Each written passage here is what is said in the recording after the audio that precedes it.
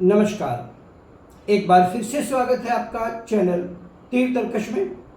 मैं घनश्याम बादल हाजिर हूं आपकी अदालत में एक नए मुद्दे के साथ। संसद में हंगामा जारी है, सरकार भी आक्रामक मुद्रा में है और विपक्ष भी कोई कमी नहीं छोड़ रहा है। 20 जुलाई से शुरू हुए इस संसद के मानसून सत्र की शुरुआत वैसे भी बहुत अच्छी नहीं रही। 21 जुलाई को उपराष्ट्रपति का अचानक त्यागपत्र हो गया, जो पूरे देश भर में चर्चा का विषय रहा।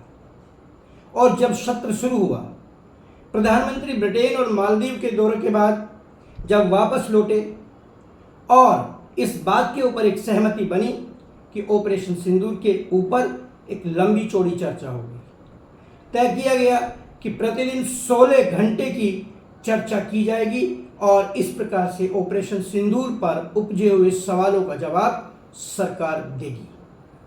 सत्र शुरू हो गया, होना भी था, और सत्र के साथ ही वो सब हम देख रहे हैं जिसकी आशंका थी।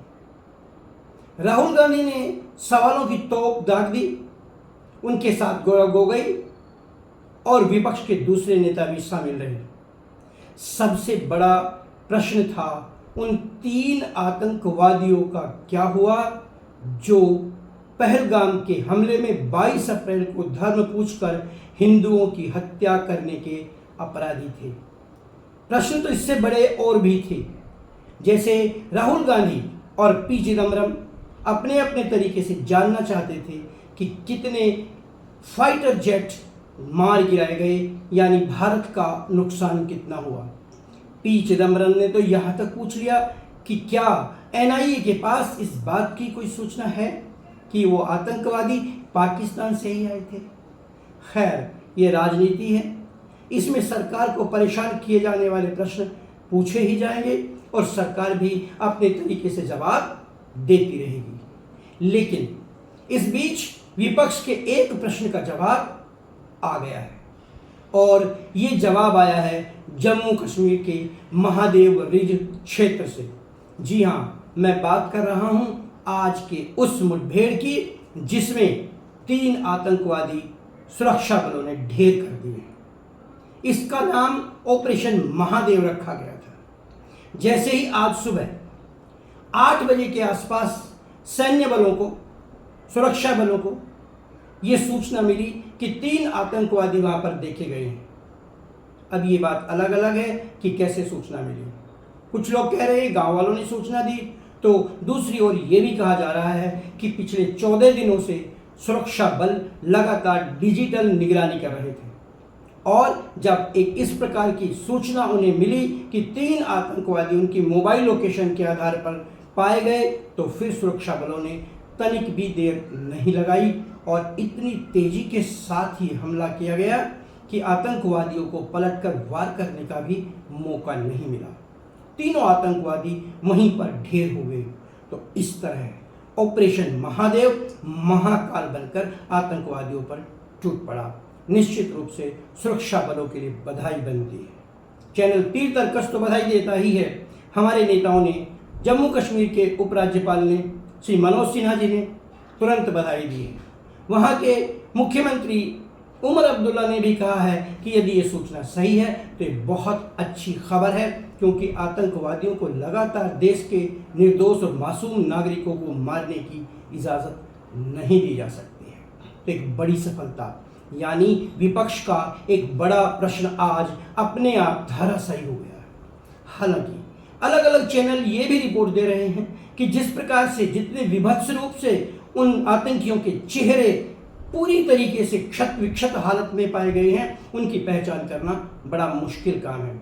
अभी सेना की ओर से भी ये कहा जा रहा है कि मुठभेड़ हुई, 3 आतंकियों के मारे जाने की पुष्टि भी हुई है, लेकिन साथ ही साथ सेना के सूत्र बताते हैं कि अभी ऑपरेशन जारी है, यानी महादेव अभी और भी तीसरी आंख खोलने के लिए तत्पर बैठे हुए हैं। तो महाकाल उन 3 आतंकवादियों को ले गए, और इनमें से एक आतंकवादी सुलेमान शाह, जिसको मूसा के नाम से खास तौर पर जाना जाता है, ये पाक सेना का एक ऐसा प्रशिक्षित आतंकवादी था जिसे हत्याएं करने के लिए पूरी तरीके से प्रशिक्षित किया गया था। और पहलगाम हत्याकांड को 22 अप्रैल को अंजाम देने के बाद ये वहाँ श्रीनगर के आसपास के जो घने जंगल थे जाकर उसमें छुप गए।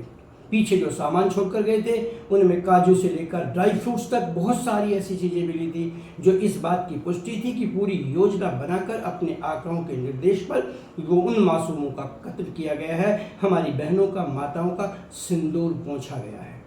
और उसी के प्रतिकार में भारत सरकार ने ऑपरेशन सिंदूर लॉन्च कर दिया 7 मई को, यानी 22 अप्रैल के बाद लगभग हम कह सकते हैं 10-12 दिन से भी ज़्यादा का समय लिया गया और पूरी तैयारी के साथ फिर पाकिस्तान के 9 आतंकवादी ठिकाने नेस्ता नाबूद कर दिए गए। पाकिस्तान ये कहता रहा कि उसका आतंकवाद से कुछ लेना देना नहीं है, लेकिन जिस तरीके से वहाँ इन आतंकवादियों की जो वहाँ पर मारे गए थे, जिनकी संख्या आज हमारे रक्षा मंत्री राजनाथ सिंह ने एक बार फिर दोहराई कि कम से कम 100 है। हालांकि उन्होंने ये भी कहा कि ये संख्या कहीं बहुत ज़्यादा है, लेकिन ये आंकड़े कहीं झूठे ना पड़ जाएं, इसलिए वो केवल 100 की संख्या बता रहे हैं। तो पाकिस्तान तिलमिला उठा और उसने पलट कर भारत पर हमला किया, हर तरीके का हमला किया। उसने मिसाइलें दागी, उसने अपने जेट फाइटर्स यहाँ पर भेजे, लेकिन हमारी वायुसेना के दमखम, उसकी कुशलता और उसकी तैयारी के आगे पाक पूरी तरीके से पस्त हो गया। और जब उसने पलटकर वार किया तो फिर भारत को भी 8 और 9 मई की रात को भरपूर जवाब देना पड़ा और इस जवाब में उसके 11 एयरबेस भी लगभग तबाह कर दिए गए। और कहा तो ये गया कि कल तक परमाणु हमले की धमकी देने वाले पाक के परमाणु ठिकाने भी संकट में पड़ गई और उसके यहाँ पर जिस प्रकार से कनाडा, जर्मनी और अमेरिका के विमान देखे गए तो ये तय हो गया कि कुछ ना कुछ तो बहुत बड़ा हुआ है। लेकिन फिर पाक घुटने पर आ गया, आना भी था, उसके सामने और कोई चारा नहीं था और उसके छुपे हुए आका के रूप में अमेरिका ने उसको पूरा आगे किया। डीजीएमओ के स्तर पर हमारी शर्तों पर यह युद्ध रोक दिया गया, ऐसा कहना है सरकार का। लेकिन गौरव गोगोई यहाँ पर वास्तव में प्रश्न जो पूछ रहे हैं वो गैरवाजिब भी नहीं कहा जा सकता। वो पूछते हैं कि यदि ये युद्ध नहीं था तो फिर विजय की बात कहाँ से है। राहुल गांधी ये प्रश्न करते हैं, एक तरफ आप कहते हैं कि ऑपरेशन सिंदूर पूरा नहीं हुआ है, दूसरी तरफ आप विजय का उत्सव मना रहे हैं। हालांकि राहुल गांधी अपने बयानों से खुद को ही लगातार फंसाते रहे हैं।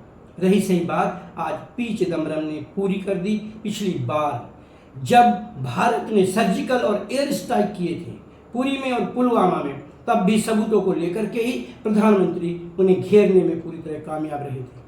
और आज राजनाथ सिंह ने जिस प्रकार से कटाक्ष भरी भाषा में जोरदार जवाब दिया है, उसके बाद कांग्रेस को बहुत तैयारी करनी पड़ेगी।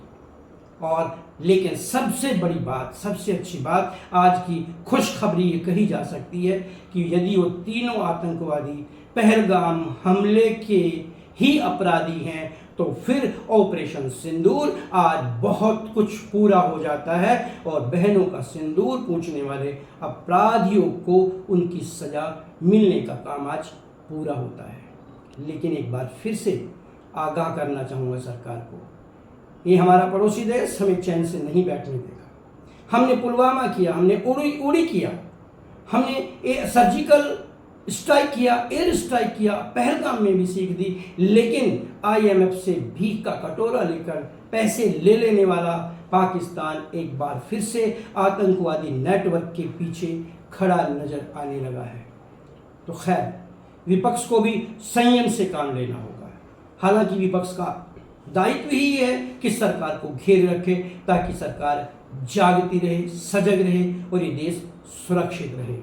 हम न पक्ष में हैं न हम विपक्ष में हैं, हमारा तो बस एक ही पक्ष है और वो पक्ष है हिंदुस्तान का पक्ष, देश का पक्ष, भारत का पक्ष। हम इस पक्ष पर अड़ी हैं। विपक्ष सरकार को परेशान कर रहा है, करता रहे, कोई बुरी बात नहीं है, लेकिन अनर्गल प्रश्न, सेना के शौर्य पर प्रश्न, ये तो देश स्वीकार नहीं करेगा। और ऐसे में यदि अमित शाह अति आत्मविश्वास में या फिर कह सकते हैं गुस्से में ये कहते हैं कि आप आने वाले अगले 20 साल तक भी विपक्ष में ही बैठने को बाध्य होंगे, तो फिर विपक्ष को अपनी रणनीति पर विचार तो करना होगा। एक बार फिर से सैन्य सुरक्षा बलों को बहुत बहुत बधाई, देश को बहुत बहुत बधाई और उन आतंकवादियों को अपनी सही जगह पर पहुंचाने के लिए देश को मैं करता हूं सलाम। और आज की मुलाकात बस इतनी ही, होती है मुलाकात फिर एक नए मुद्दे के साथ। तब तक देखते रहिए चैनल तीर्थकश, लाइक कीजिए, शेयर कीजिए, सब्सक्राइब कीजिए। धन्यवाद। जय हिंद, जय भारत।